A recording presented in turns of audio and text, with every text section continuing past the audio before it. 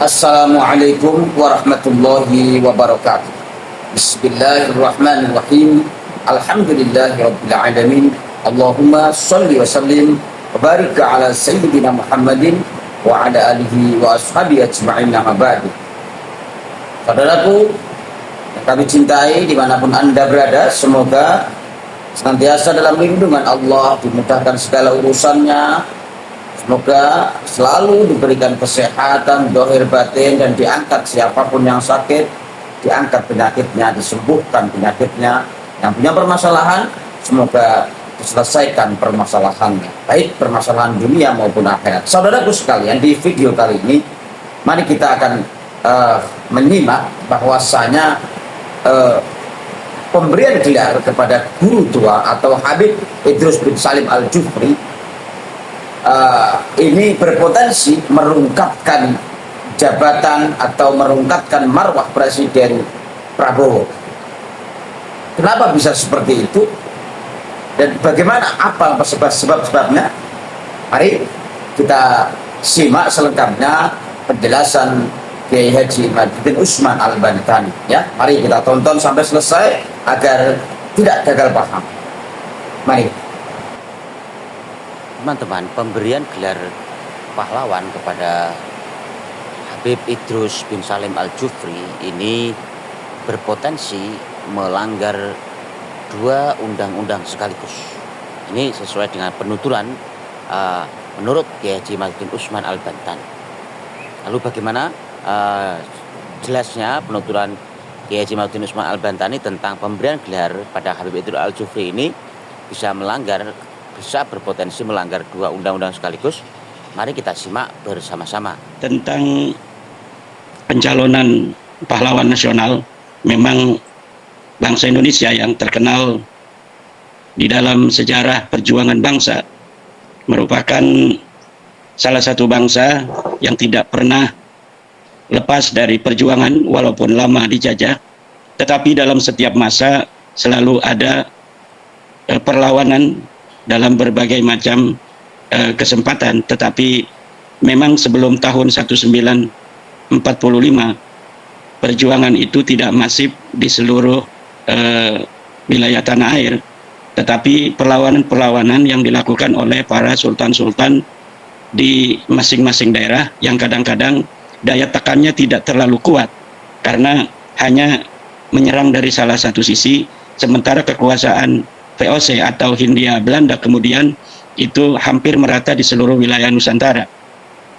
Pada pejuang-pejuang kemerdekaan Republik Indonesia yang diantara mereka ada yang sampai gugur bergelimpangan di medan perang, ada juga yang kemudian ditangkap oleh kompeni Belanda, kemudian mereka dibuang, diantaranya ada yang ke Ceylon, ada yang dibuang ke Afrika Selatan, ada yang dibuang ke Digul, ada yang dibuang ke daerah lain masih di dalam wilayah Nusantara, ada juga yang dibuang ke Madagaskar dan lain sebagainya.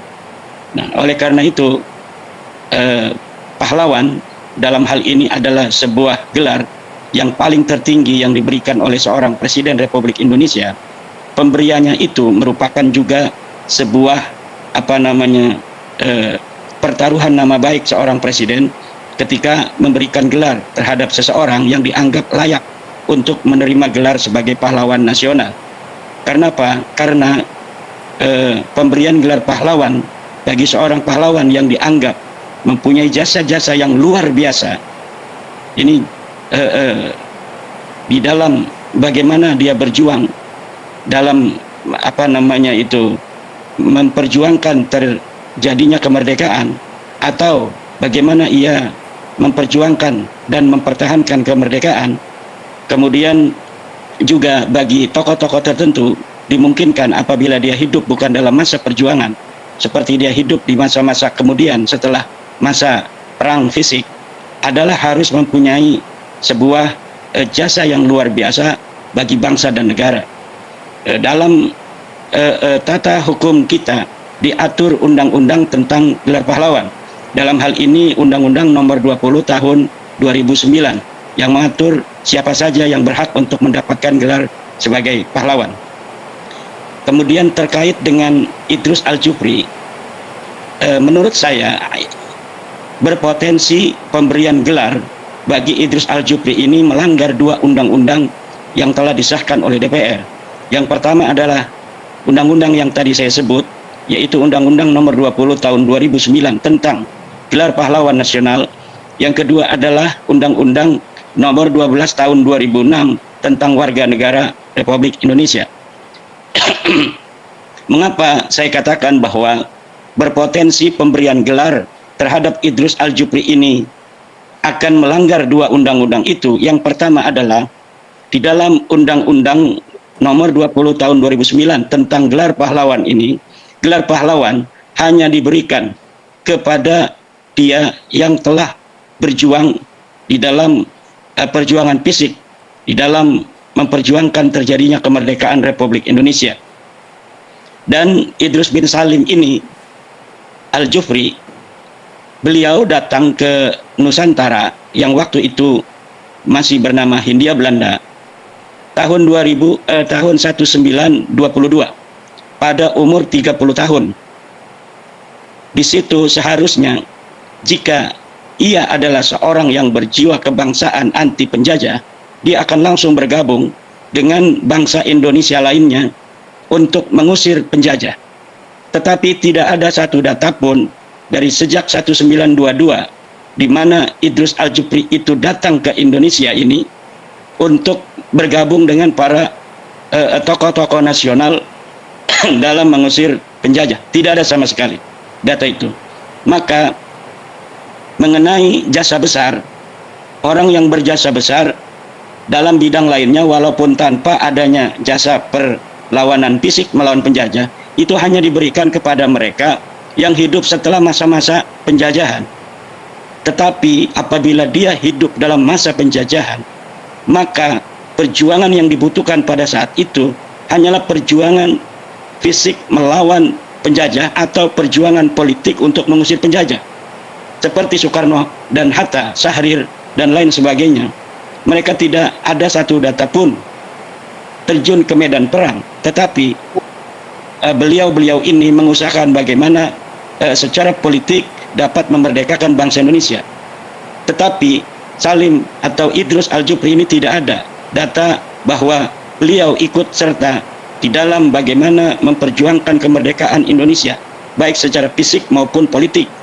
Maka syarat ini sudah tidak ada lagi, sudah bertentangan dengan undang-undang jika kita memaksakan seorang Idrus Al-Jufri sebagai pahlawan nasional. Kenapa? Karena syaratnya ini sudah tidak bisa, yaitu dia di dalam masa penjajahan itu harus memiliki jiwa anti penjajah, baik secara perlawanan fisik maupun secara perlawanan politik, dan dua-duanya tidak dilakukan.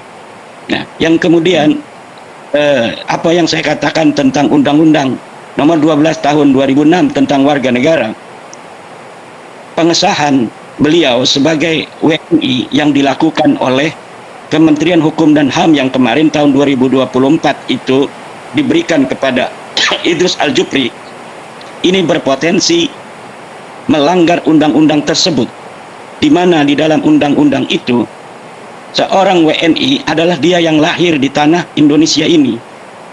Nah, seorang yang lahir di tanah Indonesia ini dialah WNI. Kemudian apabila dia ada lahir di luar Indonesia atau dia adalah bukan WNI, ingin menjadi WNI, maka dia harus bersumpah di hadapan pejabat yang ditunjuk yang menerangkan tentang bagaimana kesetiaannya kepada negara Republik Indonesia. Dan itu tidak bisa dilakukan oleh Idrus Al-Jufri karena beliau sudah meninggal. Nah, ketika beliau sudah meninggal tahun 1969, tidak ada data beliau pernah bersumpah setia terhadap negara Republik Indonesia. Maka pemberian warga negara kepada beliau itu melanggar Undang-Undang Nomor 12 Tahun 2006.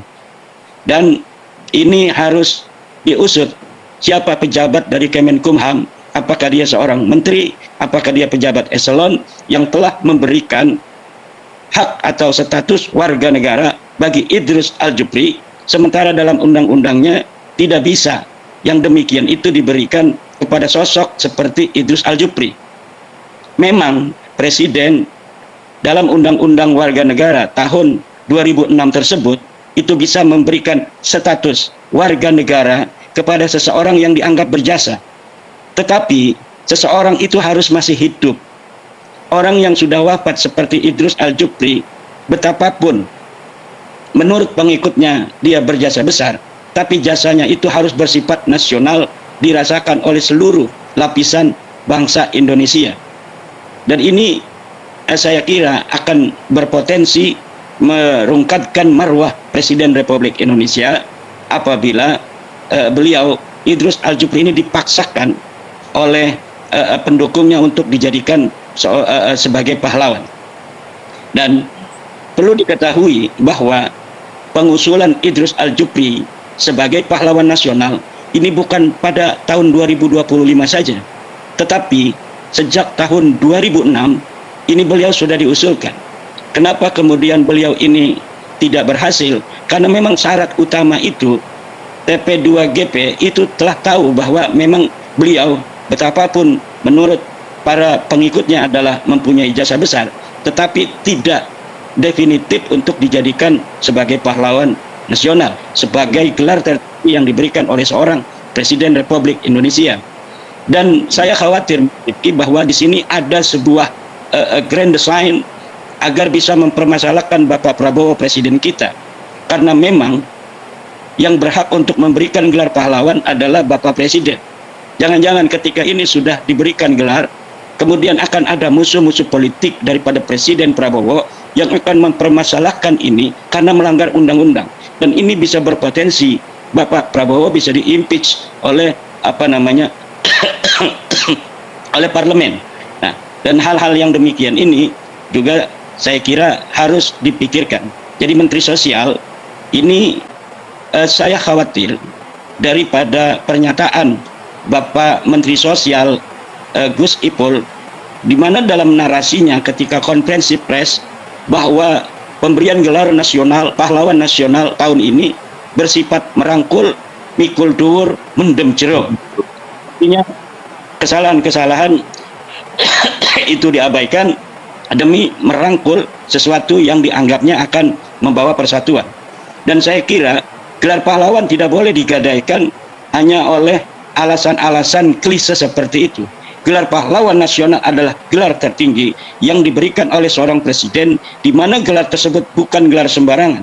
Seorang pahlawan adalah orang yang dimana ketika gambarnya itu dilihat, maka akan kemudian orang yang melihatnya membayangkan sebuah sosok yang hidupnya hampir seluruh hidupnya digunakan untuk orang lain tanpa ada kepentingan-kepentingan pribadi di dalam bagaimana dia memperjuangkan bangsanya.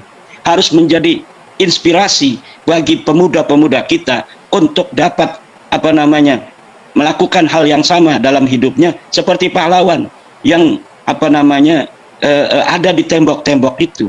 Lalu bagaimana nanti jika pahlawan ketika pengusulannya penuh dengan demo-demo memaksakan ingin diakui sebagai pahlawan, kemudian terpaksa karena ada tekanan-tekanan masyarakat, pemerintah kemudian menerima desakan ini untuk tokoh itu dijadikan sebagai seorang pahlawan. Tentunya ini akan mencederai nilai-nilai masyarakat yang ketika mengasosiasikan seorang pahlawan adalah sosok yang tidak pernah memikirkan diri sendiri, sosok yang hidupnya untuk orang lain, untuk bangsanya, untuk negerinya, untuk kebahagiaan banyak orang, bukan dengan cara memaksakan ingin diakui sebagai seorang pahlawan. Dan saya kira belum tentu beliau Idrus Al-Jupri ini setuju dengan cara-cara yang tidak baik yang dilakukan oleh sebagian dari pendukung-pendukung hari ini yang ingin beliau dijadikan sebagai pahlawan nasional. Walaupun seorang Idrus Al-Jupri bukan atau tidak layak menjadi seorang pahlawan menurut undang-undang itu, tetapi beliau memang seorang ulama yang telah terlihat bagaimana beliau begitu ikhlas di dalam mendidik anak-anak muridnya. Tentunya ini jangan dicederai hanya untuk bagaimana beliau diakui sebagai seorang pahlawan. Dan saya kira nanti akan ada tren, Mas Rifki, di masa depan apabila ada sebuah momen pengusulan pahlawan nasional, ini akan ada demo-demo lagi masa depan di mana seorang seorang tokoh, pendukungnya akan demo agar tokohnya itu diakui sebagai pahlawan nasional. Dan nanti pahlawan-pahlawan Indonesia di masa depan adalah pahlawan-pahlawan hasil demo semua. Dan saya kira ini tidak baiklah untuk masa depan bangsa dan negara Indonesia, tanpa mengurangi daripada peran penting seorang guru, seorang ulama, seorang kiai. Tetapi pahlawan nasional itu sudah ada item-item yang diatur di dalam undang-undang bahwa dia yang harus menjadi atau layak jadi pahlawan adalah satu, dia orang yang pernah memperjuangkan memperjuangkan melawan ya secara fisik, atau jika dia tidak hidup di masa perjuangan itu, misalnya setelah merdeka, dia harus mempunyai karya besar yang berskala nasional yang manfaatnya bisa untuk dirasakan oleh hampir seluruh rakyat Indonesia. Demikian sementara. Okay. Jadi selain nanti ada tren calon pahlawan hasil dari demo-demo, juga mungkin bisa jadi akan ada tren setiap siapa yang jadi mensos, kemudian nanti yang ada kepentingan yang memiliki kepentingan mensos itu kemudian diajukan jadi pahlawan gitu. Jadi mensos menjadi masuk. Kalau juga diketahui bahwa guru tua ini mempunyai cucu yang jadi mensos, yaitu Bapak Al-Jufri juga yang pernah jadi mensos dari Partai Keadilan Sejahtera, dan bisa jadi itu diusulkan ketika beliau itu jadi Menteri Sosial.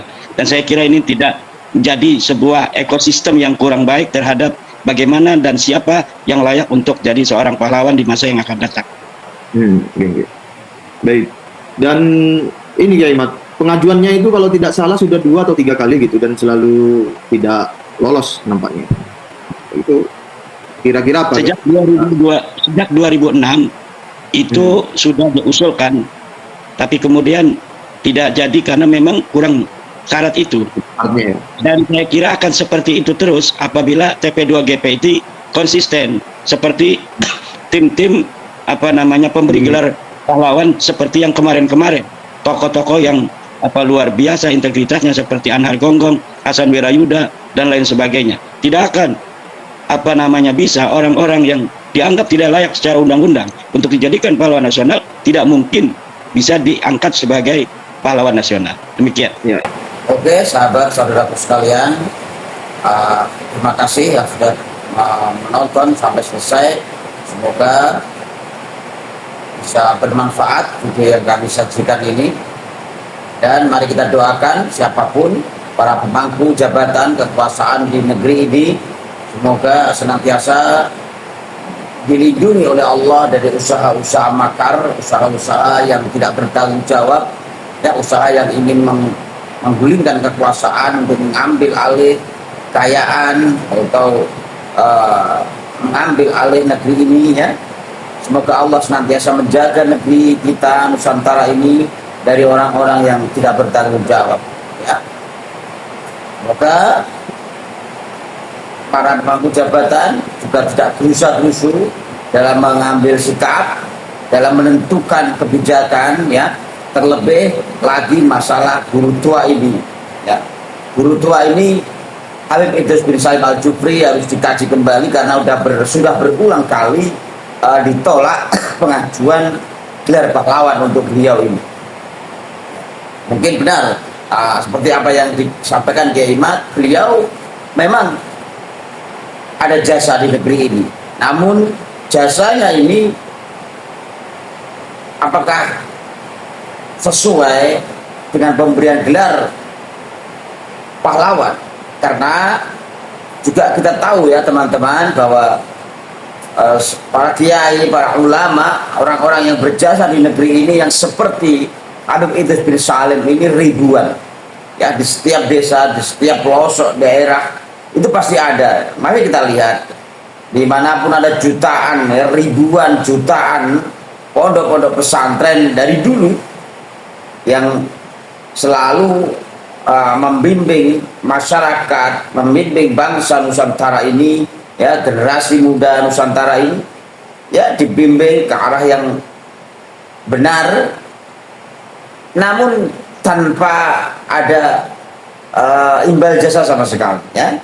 beliau-beliau semuanya secara gratis memberikan ilmunya tanpa ada memungut biaya sepeser pun, ya. Dari pondok-pondok salaf ini kita lihat, ya, semuanya gratis. Masih kita lihat di pondok-pondok yang tersisa sekarang, yang pondok-pondok yang masih mengikuti tradisi salaf, yang masih semuanya bebas di situ, tanpa ada biaya, tanpa ada prosedur yang aneh-aneh. Pokoknya yang penting belajar serius, silahkan. Ya, makan, tidur mungkin hanya biaya makan sendiri, dan bahkan banyak terkadang yang tidak sedikit para kiai memberikan gratis, juga memberikan juga makan gratis pada santri-santrinya. Ya, ini kenapa harus mengingat, harus memilih Habib Idris bin Salim, ya, yang jasanya juga banyak sama di negeri ini yang seperti itu, gitu. Ya, inilah yang memicu amarah para bangsa Nusantara ini, rakyat Nusantara ini, untuk mempertanyakan kenapa Habib Idris bin Salim yang jelas-jelas beliau kelahiran Hadramaut, ya, dan status WNI-nya baru di tahun 2004, ya, baru diresmikan 2004 atau tahun 2014, ya, diresmikan sebagai WNI. Dan status WNI-nya ini ketika Habib Idris bin Salim sudah wafat. Nah, lebih-lebih sudah wafat, gitu. Nah, apakah bisa orang yang sudah wafat ini dijadikan WNI hanya karena ada jasanya, ya kan?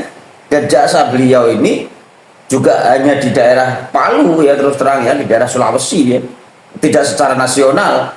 Di Sumatera atau di mana kan nggak dikenal tuh Habib Idris bin Salim itu. Atau mungkin kenal karena dari glorifikasi, dari ceramah-ceramah yang luar biasa, dari iklan-iklan yang disampaikan oleh para Habib Alawi ini untuk menenarkan Habib Idris bin Salim ini. Bahkan disampaikan ada suatu ceramah dari seorang Habib yang menyampaikan bahwa ide bendera merah putih ini dari Habib Idris bin Salim. Kan luar biasa, saudaraku, ya kan? Bendera merah putih, siapa yang memberikan instruksi kepada Bung Karno untuk membuat bendera merah putih sebagai bendera Indonesia? Itu adalah fatwa Al-Habib Idris bin Salim Al-Jufri Palu Al-Khairat, lambang negara Garuda. Oke, terima kasih. Semoga bermanfaat video kali ini. Kurang lebihnya mohon maaf. Wallahul muwaffiq ila aqwamit thoriq. Assalamualaikum warahmatullahi wabarakatuh.